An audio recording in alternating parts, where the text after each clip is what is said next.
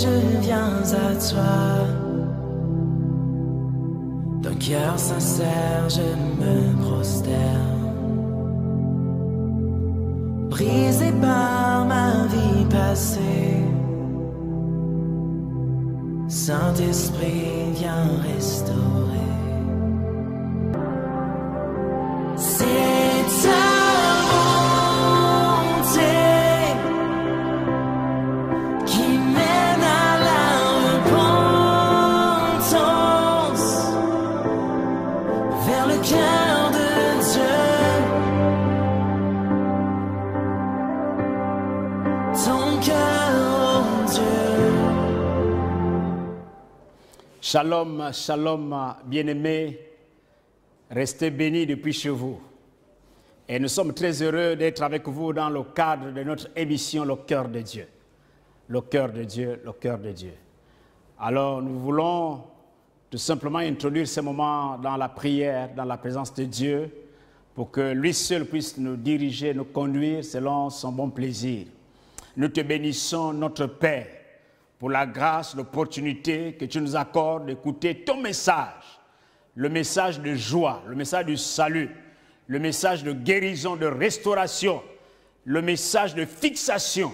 Nous prions que ta présence qui est puisse nous conduire dans la puissance, dans la grandeur de ton royaume. Au nom de Jésus, nous brisons toute autre voie et nous libérons la grâce de l'Esprit. Prends les rênes et prends possession de ce moment. Père, je m'abandonne à toi. Que le Saint-Esprit prenne le contrôle de toutes choses. Sois béni au nom de Jésus. Amen. Alléluia. Alors, dans le cadre de notre émission Le Cœur de Dieu, nous allons voir les marques d'une vie épanouie en Christ. Les marques d'une vie épanouie en Christ. On peut dire les signes d'une vie épanouie en Christ. C'est-à-dire que quand nous voulons, n'est-ce pas, voir quelqu'un, comment nous pouvons reconnaître que cet homme, cette femme est vraiment épanoui et développé, n'est-ce pas, trouve sa joie en Christ. Alléluia. Vous savez, nous sommes en train de traverser une année pour une autre. Nous partons de 2000 pour 2021 et nous voulons faire cette traversée avec les bonnes dispositions, avec des marques, n'est-ce pas, qui correspondent à notre vie, à la vie du royaume, n'est-ce pas, qui correspondent, n'est-ce pas, à la vie, n'est-ce pas, céleste. Voilà pourquoi nous voulons traverser quitter 2021 pour 2020 pour 2021 avec des signes, avec des marques, n'est-ce pas, qui font la joie de Dieu. Quand le Seigneur nous regarde, il est content, n'est-ce pas, de nous regarder parce que nous sommes ses enfants et nous portons, n'est-ce pas, ces marques. Amen. Les marques d'une vie, n'est-ce pas, épanouie en Christ. Nous voulons comprendre que Dieu nous a appelés, c'est-à-dire que Dieu nous a sauvés par le moyen de Jésus. Nous avons accepté Jésus, nous avons une relation avec le Seigneur. Nous avons une communion permanente avec lui parce que nous devenons ses enfants. Nous devenons des partisans du royaume. Nous devenons des fils du royaume. Nous devenons, n'est-ce pas, des princes dans le royaume. La raison pour laquelle nous avons cette communion à cause de Jésus. Et en nous introduisant à l'intérieur, nous devons faire attention de peur à ce que nous puissions revenir au royaume précédent, c'est-à-dire au royaume du monde, au royaume du diable. Donc si nous sommes dans ce royaume, le royaume de Dieu, n'est-ce pas, nous devons avoir des signes. Nous devons nous maintenir dans ce royaume parce que notre vie est dans le royaume de Dieu. Et ce que quelqu'un peut dire amen. Notre vie est dans ce royaume. Le royaume de Dieu. Le royaume de Dieu. Alléluia. Donc, nous devons rentrer, étant dans ce royaume, nous devons marquer, nous devons être épanouis.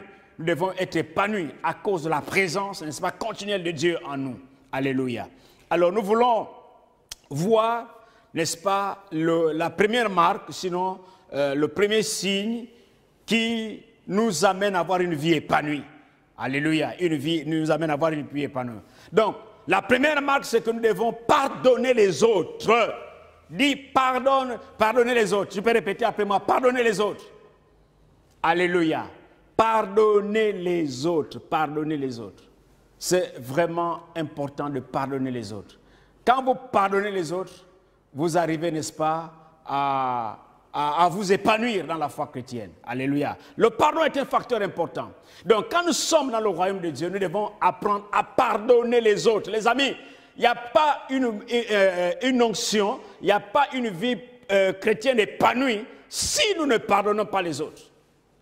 Écoutez ce que Jésus dit lui-même.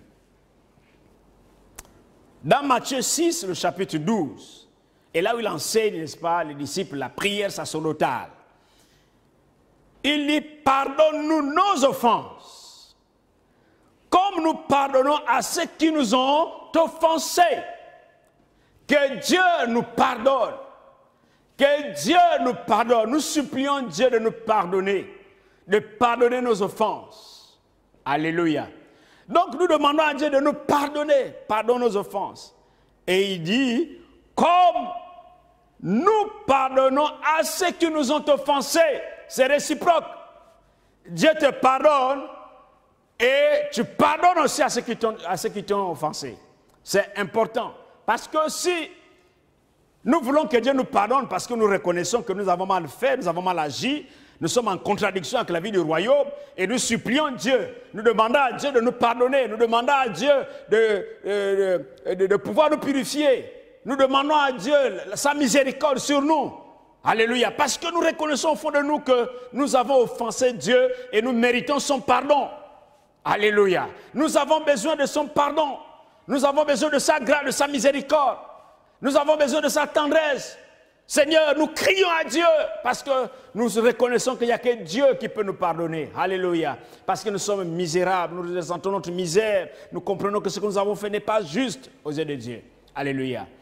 Et comprenons que la manière dont nous désirons que Dieu puisse nous pardonner, les autres aussi désirent qu'on puisse les pardonner.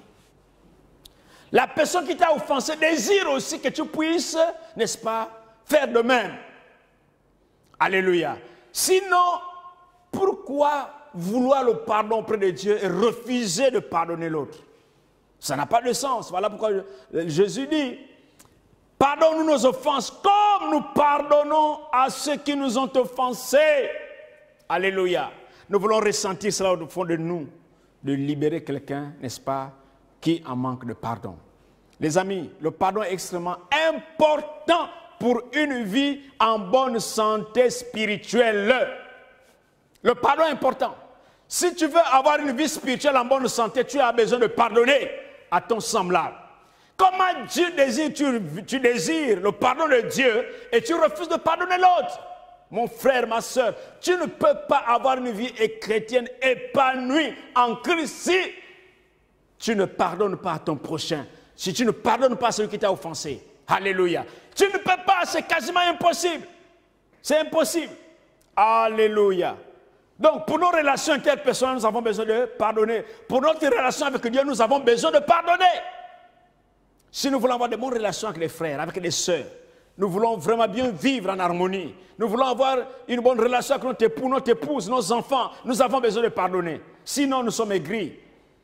Sinon, nous sommes aigris, nous ne sommes pas pardonnés. Et si quelqu'un m'entend, alléluia. Est-ce que tu peux dire amen? Alléluia. Donc, Jésus que nous suivons nous a donné un exemple, bien-aimés frères. Quand il a pardonné ses ennemis à la croix, Jésus était à la croix. Qu'est-ce qu'il a dit? Il dit, Père, pardonne-leur, car ils ne savent pas ce qu'ils font. Alléluia.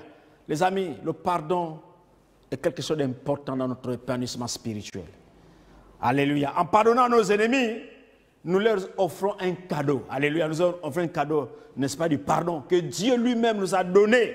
Alléluia. Dieu nous a donné généreusement ce cadeau-là, bien-aimés. Donc nous devons en profiter pour, n'est-ce pas, donner ce cadeau aux autres. C'est important, n'est-ce pas, pour nous, notre vie, notre épanouissement spirituel. C'est vraiment important. Alléluia. Le pardon est sans condition.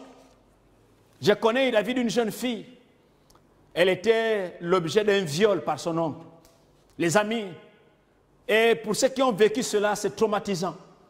Et elle avait décidé de ne jamais pardonner son oncle. Elle avait décidé, et non seulement le viol, mais suite au viol, elle s'est attrapée le VIH. Donc c'était traumatisant pour cette jeune fille. Elle ne connaissait pas d'homme, mais elle a subi le viol et elle a été victime, n'est-ce pas, du VIH. Et c'était compliqué. Elle avait juré de ne jamais pardonner. Un jour, elle a donné sa vie à Jésus. Elle a pardonné tout, mais sauf son oncle, parce que son oncle l'avait trahi. Alors, bien aimés frères, c'était compliqué, c'était difficile. Et le pasteur a commencé à travailler avec cette jeune fille, a commencé à prier et l'a encouragé à pardonner son oncle. Elle a dit, je ne peux pas pardonner cet homme, c'est un monstre, je ne peux pas. Alors, un jour, pendant qu'elle dormait, elle a fait un songe où elle s'est retrouvée dans un milieu, elle était attachée. Elle était complètement attachée, elle ne pouvait pas se détacher. Alors quand elle est revenue raconter le songe à l'homme de Dieu, et c'était clair, l'homme de Dieu l'a dit, tu es attaché.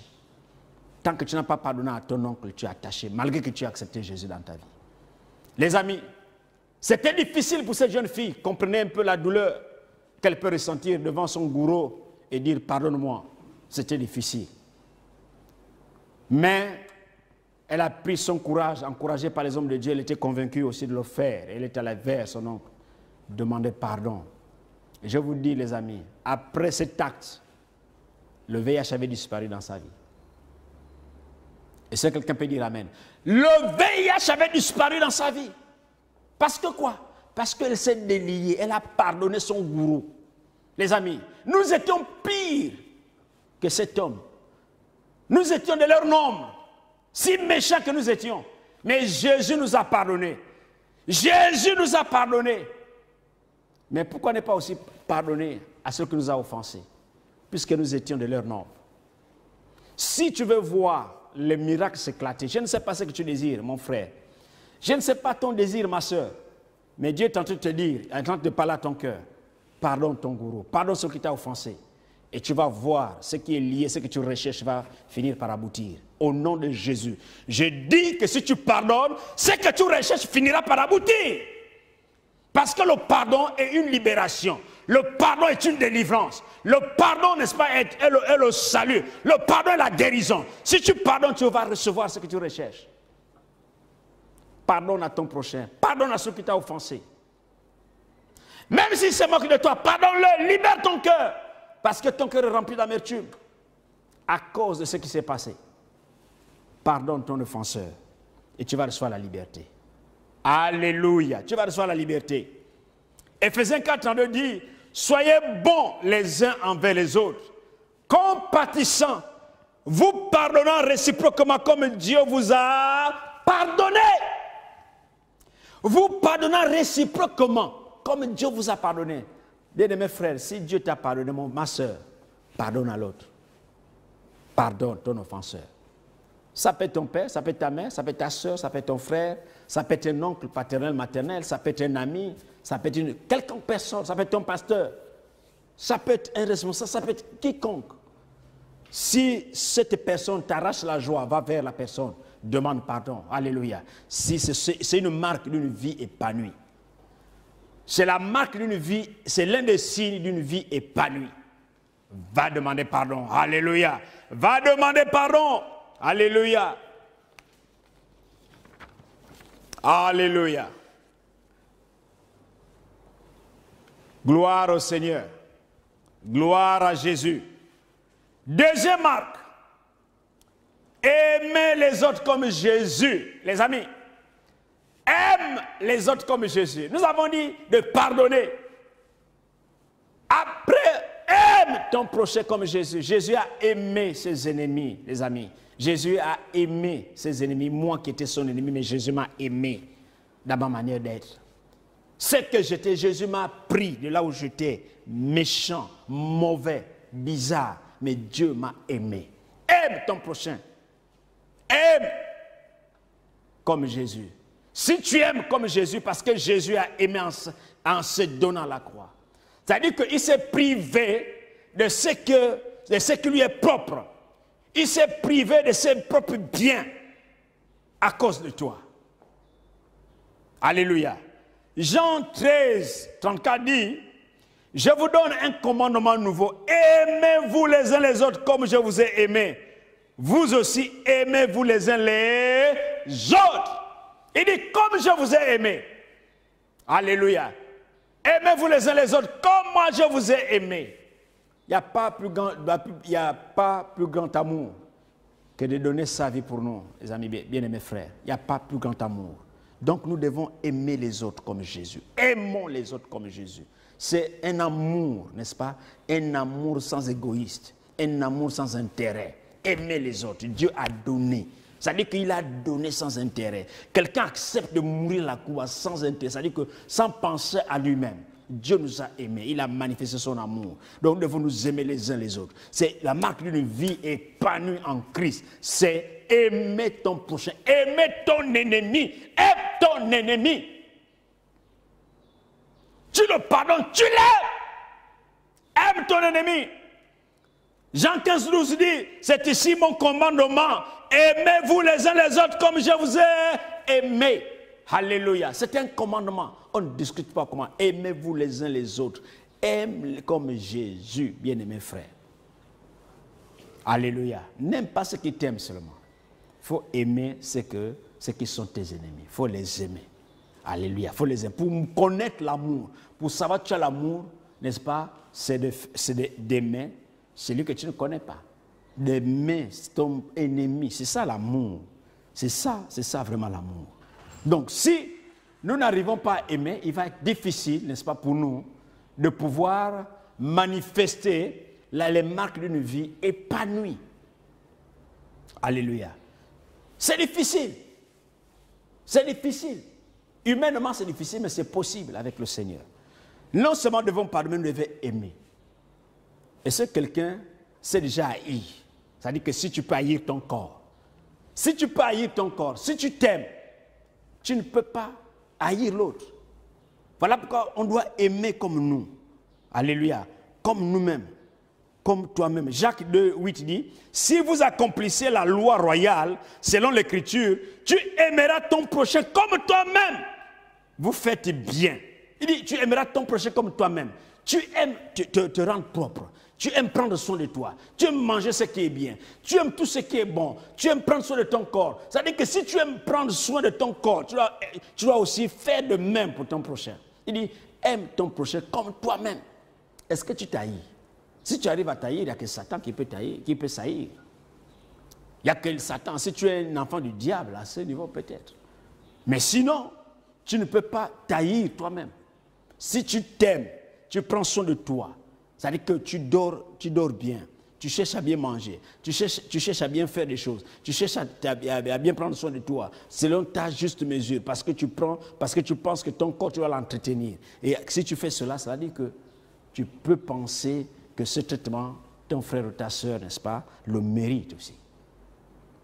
C'est la marque d'une vie épanouie en Christ, aimée comme Jésus. Si quelqu'un m'entend, si quelqu'un peut dire Amen. Alléluia. Galates 5, 14 dit, car toute la loi est accomplie dans une seule parole. Dans celle-ci, tu aimeras ton prochain comme toi-même. Si tu le fais, gloire au Seigneur. Et Jean dit, comment prétends-tu aimer Dieu que tu ne vois pas? Est-ce que quelqu'un a déjà vu Dieu? Est-ce que quelqu'un a déjà lavé les habits de Dieu? Non. Est-ce que quelqu'un a déjà donné Jésus la nourriture? Non. Mais il dit, comment tu peux prétendre aimer Dieu que tu ne vois pas? Tu as eu le frère que tu vois. Tu ne peux pas, tu ne l'aimes pas. Non, c'est impossible. Tu vas dire, Seigneur, tu sais que je t'aime. Ça, c'est la prière des pharisiens. Mais tu haïs ton frère. Tu as de l'amertume dans ton cœur. Et tu n'arrives pas à le regarder en face. Quand on parle de son nom, ton cœur bat fort. Quand on parle du bien de lui, tu n'es pas d'accord. Tu l'haïs. Tu n'as pas de l'amour. La Bible te dit, tu aimeras ton prochain comme toi-même. Alléluia. C'est important. Quatrième marque d'une vie épanouie en Christ. Cultivez l'humilité. Cultivez l'humilité. Soyez humble. Soyez humble. Alléluia. Ephésiens 4, 2 dit, en toute humilité et douceur, avec patience, vous supportant les uns les autres avec charité. Alléluia. En toute humilité et douceur, avec patience, vous supportant les uns les autres avec charité. Ça veut dire que ce n'est pas facile. Nous devons avoir de l'humilité.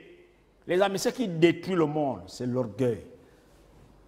C'est le complexe de supériorité. Chacun veut être au-dessus de l'autre. Chacun veut dominer. La femme veut dominer son époux. Le mari veut dominer son épouse. Tout le monde veut dominer. Et ça, quand tu as l'ego, ce n'est pas facile, n'est-ce pas, de rentrer dans le plan d'épanouissement, n'est-ce pas, en Christ. Ce n'est pas facile. Colossiens 3,12 dit, ainsi donc, comme les élus de Dieu, saints, bien-aimés, revêtez-vous d'entrailles de miséricorde, de bonté, d'humilité, de douceur, de patience. Alléluia, revêtez-vous de cela, d'humilité. Alléluia, l'humilité est importante. Les amis, ce n'est pas facile quand on a une certaine hauteur de vie, un certain niveau de vie, accepter de demander pardon à une personne, tu sais, qui est inférieure, antigriffe, à toi. Mais c'est une marque, c'est la force, c'est la grandeur d'un homme. Alléluia. C'est la grandeur d'un homme, c'est la marque d'un grand homme. Il n'y a que les grands hommes qui peuvent faire des choses comme ça. Voilà. Donc, cultiver l'humilité. 1 Pierre 5 dit, de même, vous qui êtes jeunes, soyez soumis aux anciens. L'humilité. Les amis, regardez un peu ce qui se passe aujourd'hui dans le monde. Les jeunes, la plupart des gens qui meurent, ce sont des jeunes. Une trentaine d'années, une quarantaine d'années, cinquantaine même d'années. Au village, ce sont les enfants qui enterraient les parents. Mais aujourd'hui, ce sont les parents qui enterrent les enfants. C'est paradoxal. Et beaucoup de problèmes, c'est là. Vous qui êtes jeunes, soyez soumis aux anciens. Ce n'est pas facile. Que ce soit dans le monde, que ce soit dans l'église, l'insoumission a pénétré les cœurs.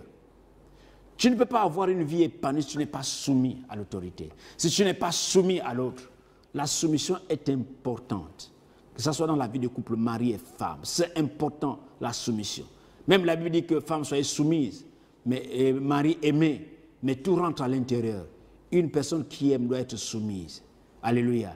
Une personne, n'est-ce pas, qui est soumise et une personne qui aime. C'est important de comprendre cela. Les amis, nous voulons nous épanouir, mais il y a des choses. Nous cherchons l'onction, nous cherchons à faire des choses extraordinaires, mais nous oublions les béabas qui peuvent nous propulser. Tu ne peux pas monter une maison, tu ne peux pas monter un mur, tu n'as pas mis, n'est-ce pas, les bases. Le béton de propriété, tu montes les murs. Sinon, tu ne peux pas. Mais nous, on cherche à placer les tôles sans que les murs soient montés. On cherche à monter le mur, mais sans que le béton de propriété soit opposé. Nous ne pouvons pas atteindre cela. C'est impossible. Donc, l'humilité, que ce soit dans l'église, le respect de l'autorité. Alléluia, c'est important. Même si tu as une autorité, tu peux aussi demander pardon. Tu peux aussi t'humilier pour quelque chose que tu trouves normal, pour le bien, n'est-ce pas, de l'église.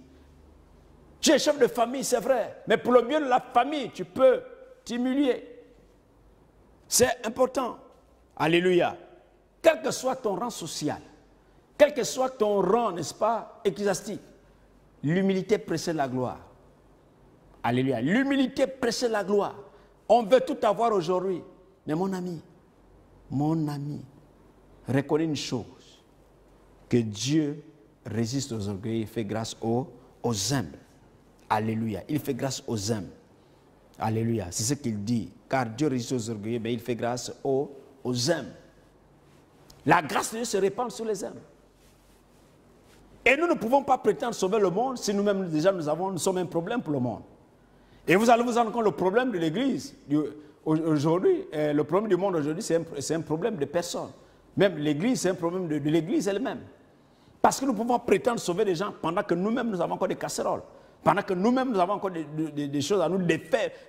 On a encore des choses, on a encore des difficultés à nous défaire, n'est-ce pas, de notre ancienne vie.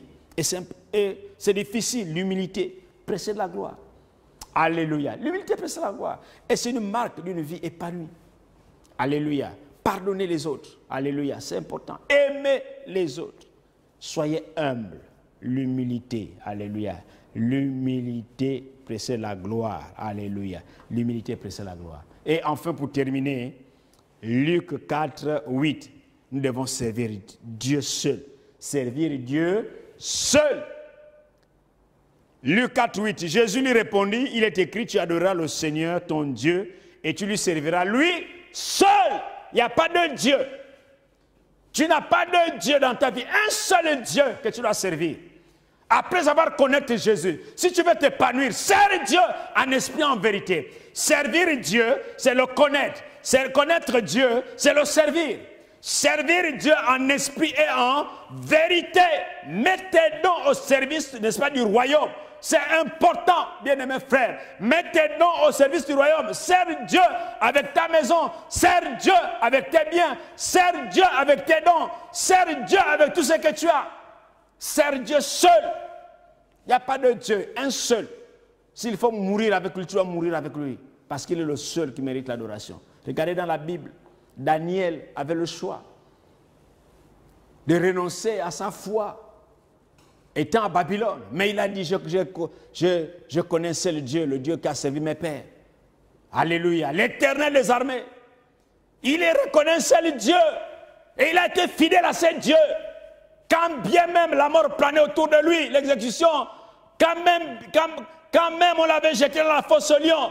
Mais Daniel était sûr que Dieu était avec lui. Parce qu'il avait le seul Dieu. Donc dans la multitude des petits dieux qui étaient à Babylone, mais il a choisi de servir un seul Dieu.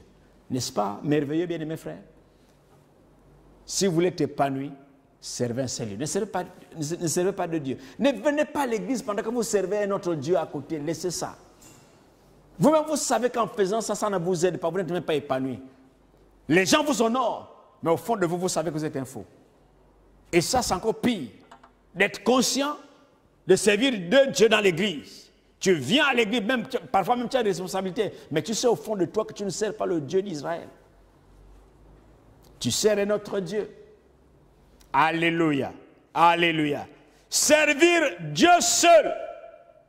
Tu adoreras le Seigneur ton Dieu et tu le serviras lui seul, pas deux, lui seul. Qui mérite l'adoration, qui mérite la louange, qui mérite la gloire, lui seul. Donc, traverser cette année, alléluia, traverser cette année pour avoir une vie épanouie, il faut que ces marques soient en toi. Il faut que ces marques soient en toi. Pardonne les autres. Ne vis pas dans l'amertume. Pardonne les autres. Je t'en supplie, pardonne celui qui t'a offensé. L'autre marque d'une vie épanouie, c'est que tu dois aimer les autres, comme Jésus l'a fait. À la croix, il a aimé. Vous voyez même, il a même donné sa trésorerie à celui qui devait le trahir. Regardez l'amour, la dimension de l'amour que Jésus avait. Et cultivez l'humilité. Soyez humbles, bien-aimés frères. Soyez humbles. Et enfin, servez Dieu seul. Alléluia. Servez Dieu seul. Alléluia. Servez Dieu seul. Et vous allez voir que c'est des choses, c'est des éléments simples. Mais si vous les pratiquez, vous allez être épanoui. Alléluia. Vous allez vous réjouir en Dieu de votre salut. Alléluia. Vous allez marcher tête haute parce que votre cœur sera en paix avec vous-même. Alléluia. Quand vous regardez l'autre, vous êtes content de lui. Vous l'embrassez. Vous allez le chérir parce que c'est votre frère. Même si vous avez fait du tort, vous l'avez pardonné. Et Dieu est content. Dieu sera loué. Alléluia. Alors que Dieu vous bénisse, bien mes frères. Pour ce numéro, n'est-ce pas, le cœur de Dieu. Que Dieu vous bénisse encore. Restez fidèles à la parole de Dieu. Restez fidèles à cette émission. Nous ne prêchons que la parole de Dieu. Nous pensons que la parole de Dieu fera du bien à celui, n'est-ce pas, qui écoute cette parole. Parce qu'elle est la parole de vérité. Alléluia. Retenez cela. Retenez ces principes importants. Les marques d'une vie épanouie en Christ. Alléluia. Retenez ces marques. Et vous ne serez plus les mêmes personnes. Que le Seigneur soit béni. Alléluia. Je prie le Seigneur. Maintenant, je vais prier. Seigneur, te rendons grâce pour les marques d'une vie, n'est-ce pas, épanouie en Christ. Merci pour ces hommes, ces femmes qui suivent encore cet enseignement. Père, je prie que toutes les grâces liées à leur foi puissent les accompagner. Père, pardonne ceux qui t'ont offensé en gardant rancune, Seigneur, en faisant du tort. Oh, parce qu'ils ont été aussi offensés. Seigneur, tu es le Dieu de grâce. Viens restaurer un cœur brisé parce que la bénédiction est à la porte, Seigneur. Tu vois celle-là qui ne pardonne pas, mais la bénédiction à la porte. Père, ouvre son cœur afin qu'elle rentre dans sa bénédiction en pardonnant à son frère, en pardonnant à son oncle, à son père, à sa mère. Oh Dieu, a pardonné à son gourou. Père, je prie maintenant, je viens briser le lien, qui le tenait captif maintenant dans le nom de Jésus. Je te libère, ma soeur, je te libère, mon frère. Prends, n'est-ce pas, la porte du salut. Prends la porte du salut parce que le Seigneur est avec toi. Merci pour ce temps. Louange, honneur à toi seul. Jésus qui vit à jamais. Alléluia. Au nom de Jésus. Amen.